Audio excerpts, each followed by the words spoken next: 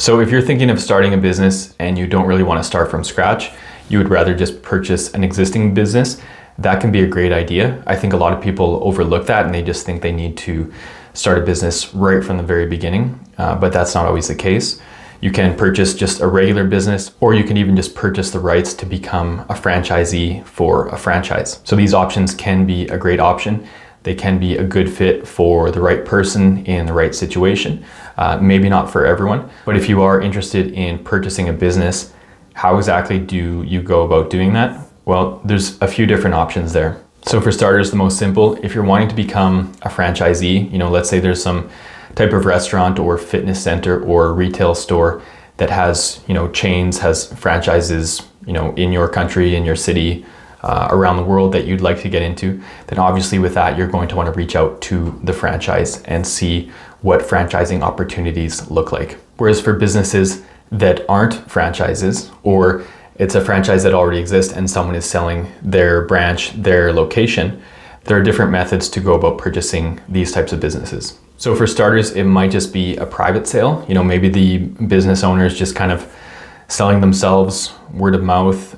Maybe they've posted on some type of website that they're selling their business, and you might be able to just contact them directly and negotiate. If you do plan to go with that method where you're just kind of negotiating privately, I would recommend getting some professional support, particularly from a lawyer to help with that sale of the business. You might want an accountant to get involved. You might want a business consultant as well. So can be a good option, especially if you're comfortable in negotiating that space, but you'll still want some professional support. Now, another option, and this is pretty common, where real estate agents, particularly commercial real estate agents, will sell businesses on behalf of owners of businesses that are looking to sell. And then those real estate agents will post those publicly on usually like the MLS database. So you can ultimately just browse online through that MLS database website to see what's available for businesses for sale.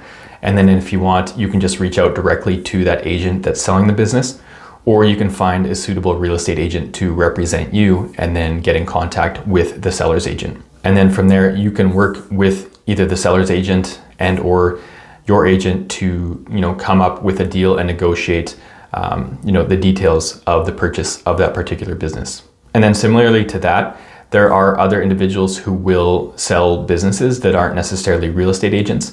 They might just be, people who specialize in that type of thing, whether that's kind of mergers and acquisitions or just selling businesses that aren't registered realtors. And it would kind of be a similar setup where they're representing the sellers, and you can either negotiate with them directly or get some type of professional to negotiate with them.